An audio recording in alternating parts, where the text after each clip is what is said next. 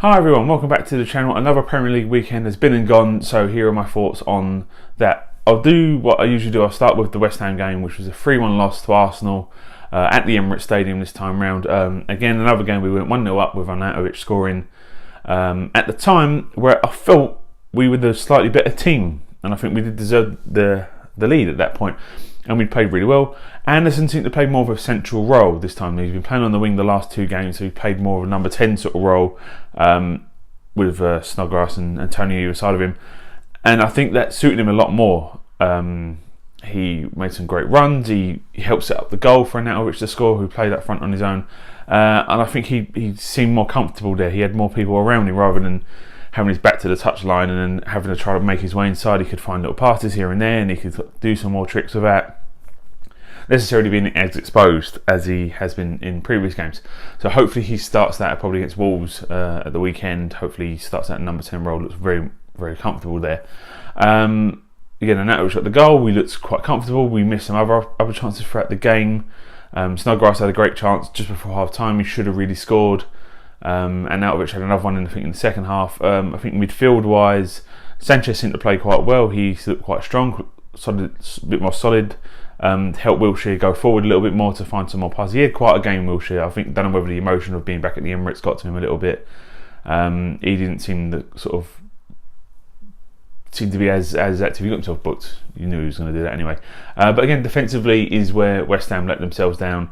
As much as obviously we did play slightly better defensively, Fredericks at right back looked a hell of a lot better than what Zabaleta did against Bournemouth. And he looked loads. He's come on a lot since the game against Liverpool. He looks kind of a little bit exposed. This game, there was one point he made a great block. I think Masuaku got beat down the left hand side. I can't remember who was through, but he come across from right back, made a great tackle. He looks really good. I think more game time, I think, will help him get a bit more accustomed to the league a little bit more, because he's come straight from the Championship into the Premier League. Away at Liverpool was a baptism of fire for him, really. But I think he can do really well. Hopefully he starts again at the weekend. Left back, I think, is where we had majority of our troubles. Again with Masuaku, it was time and time again he was getting beat by this man. He was getting caught upfield. He was getting caught going inside more. And I've said this last week, and then hopefully it will change by the weekend. I really want Cresswell to start. If you're going to play a back four, Masuaku cannot play as that left back. He gets too exposed too easily. He's not really a defending left back. When you play a back five, playing as a wing back, he's great because he can go forward. If he does get caught, he's not too bad because there's another centre half there to kind of just move across into that little left back position. But when he's in a four, that centre back can't really move over to protect him because he's leaving the middle exposed, especially a team like Arsenal, who have pace and players that can really damage and hurt your team. So I think you're going to play a four, you need to play Cresswell. You want to play Masuaku, play him further forward, play him as the winger. I think that's better suited for him, not in a back four as a left back. So hopefully Cresswell starts against Wolves on Saturday. Defensively, Abonga got dropped completely from the squad, which seems to be Pellegrini's thing. You have a bad game, you're gone, not just on the bench, but out of the squad completely. Or didn't hear any rumours of him being injured. There was niggles, rumours going around that Mark Noble had a back injury. So that's what kept him out of the game. Whether you believe it or not, I don't know. He may have done, in all fairness, but Abonga had a bad game against Bournemouth, out the squad, so it's very sort of cutthroat way he does things. So he brought Diop in, who's the summer signing that we had, who was £20 odd million from Toulouse, and I think he had a good game. Again, it was his first taste of Premier League football. There was a couple of times where he did look a little bit sort of lost. He got a bit exposed. Unfortunately, did score the own goal. I don't think he could have done a lot about it. The ball was fired across by Lacazette, hit him on the stomach, and it just went in. It was a bit unlucky, really. I wouldn't put too much blame on him on that, but overall, I think he did okay. I think we did play better as a team. There was a lot more, especially going forward, we looked a lot more creative. We could have should have put some, maybe Hernandez was up front. He's more of a clinical first time in the box finisher, so he maybe have scored one or two of those chances. But let's say Anderson in that middle, but I think suits him a lot better, so hopefully he starts there. And Arnautovic went off injured, so hopefully he's not too badly injured. If not, Hernandez I think would start against Liverpool. I'd definitely play maybe Yarmolenko and Antonio as the two wingers. If not, Snodgrass will be okay there, or play Masuaku further up, have a Cresswell left back. And but I don't think Yarmolenko should start. He's done quite well when he's come on, so I think a start would be good for him. But definitely keep Anderson in that middle. I think that's definitely his best position going forward. until maybe Lanzini comes back and we can kind of reevaluate the situation there. So it is another loss. It was another game when we went 1-0 up and ended up losing the game. But there are signs of improvement. Again, as I've said before, it's the start of the season. Yes, we've lost 3 games in a row as we did last season, but there are times when teams are going to go throughout the league season and lose 3 games in a row. Like if this was in sort of January time, you probably wouldn't be making such a huge deal of it because it's at the start. Yeah, it's bad, but you look at the games we had. The Bournemouth game is the one where you think that's where we should have dropped points, but away to Arsenal, away to Liverpool, the games we're not expected to win. So we need to win the Wolves game now on Saturday. It's a must win game. If we win that, I think a lot of the panic will kind of subside. Hopefully we do get the win there. Wolves look good against City. I'll talk about that in a second, but yeah, West Ham need to get the win, but I'm not panicking just yet. But if we do lose against Wolves, that's when the panic will start to set in. So moving on to the rest of the league. Speaking of the Man City Wolves game, that was a cracking game. It was a 1-1 draw. A lot of people probably thought City would go into this and wipe the floor of Wolves, but Wolves set out really well defensively. I think they were really solid. Some of the City players didn't seem as at it as they have been, especially against Huddersfield the other weekend when they hammered them, was it 6-1 I think.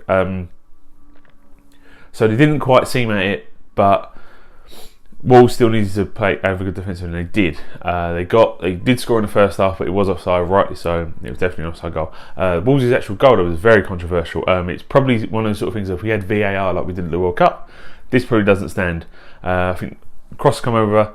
Is it Bowley, I think, was the defender? He kind of scooped down the head of it, but his arm was out here, hit him on the arm and went in. It's one of those sort of things that happens so quickly, and it's so close to his actual head, and from the referee's angle and the linesman's angle, it looked like it's headed in and gone in. None of the Man City players protested. They were protesting for a bit of offside, which he wasn't, but probably not for the handball. No one was tapping their arm or anything like that. So it's an easy one to miss, and it's one of the sort of things where VAR in the World Cup showed it can be there to help, because if that was invaluable, that probably gets chalked off, and then City may be going to get the win. There was 2 penalty traps for City. I don't think either probably was a penalty. Aguero went down quite easily. So did Silva. I think he waited for the tap on his back, hit the deck. But overall, I think it was a good game. Again, Wolves showed that they can survive in this league, although they've not picked up a win yet. I think they are going to do quite well this season. Moving on to Monday Night Football, I'll go on to that one next, which is Man United losing 3-0 to Spurs. As much as I don't like Spurs, I do like the fact that they beat Man United, because Mourinho is having his sort of 3rd season meltdown, as he has done in previous teams where he's managed at Chelsea twice, and I think he's done it at Milan as well. Madrid, he's constantly in the headlines at Madrid. Yeah, and again, Man United were poor, really poor in this game. The first half they seemed a lot better. Lukaku missed a golden chance. It was a dodgy back pass, ran the goalkeeper, put it wide, which he doesn't look in form at all. Lukaku, he looks really kind of out of sorts. Looked okay at the World Cup, but now he doesn't seem to be at it. Pogba, and again another poor game coming on. I think him and Mourinho definitely having some troubles behind the scenes. Mourinho, he seems to want to be the star all the time, and Pogba wants to be the star, so I think those egos are clashing. The problem I've always found with Mourinho is he is himself. He is the star attraction. He's the superstar. He's the one that people want to come and see, which isn't quite true. It shouldn't be with any manager. Ferguson knew, as much as Ferguson, this is why Ferguson was one of the greatest managers of the modern era, if not maybe all time, is he knew nothing was bigger than the club. Nothing was bigger than Man United, not even himself. So when players stepped out of line, doesn't matter who they were dropped, they were sold, they were gone. Mourinho doesn't see it that. Mourinho sees himself, he is the star, he's the star. If anyone crosses him, then they're gone. Doesn't matter if it benefits the team, it benefits Mourinho. His style of management is kind of outdated now. He's not getting the results he wanted to with this whole sort of part of the bus, play for a draw and maybe get the win. It's just not, especially not in the Man United way of doing things. They were always gung-ho, win at any cost. Sometimes they lost, obviously 9 times out of 10 they won. That's why they were so successful. He's really struggling there, I think. I don't think he's going to go just yet. Man United, I think I've learned from sacking Moyes very quickly, bringing in Van Gaal, which didn't really work out. I think they'll probably stick out unless things turn really bad, unless he kind of really starts coming out the press, starts slagging off the the team, the players again. If they lose another couple of games close together, I think then we could be in trouble. But if he picks up 2 or 3 wins, I think he'll probably at least see out the season. He might go at the end, but we'll wait and see with that one. Elsewhere, Watford picked up another win, so that's 3 wins in a row for them. As long with Chelsea picked up another win, so they've got 3 for 3, as Liverpool, as well as Tottenham as well, who also won. Liverpool beating Brighton 1-0 in a not great game. They got the goal in the first half, and there wasn't really much else to the game from there. So that's it. That's kind of my roundup of the weekend's fixtures just gone. There is obviously the Carabao Cup this week. West Ham are away at AFC Wimbledon tonight, as I'm actually recording this, and then so I'll share a review for you Thursday once all the fixtures are done and go for any big shocks, any sort of surprises that spring up from that one. Obviously, hopefully go have the new draw by then, so I'll know if West Ham beat Wimbledon, which I hope we will do. Who we're going to get played at, and obviously then I'll be back next week for the Premier League round of 4 fixtures. Anyway, thanks very much for watching. Catch you next time. Bye.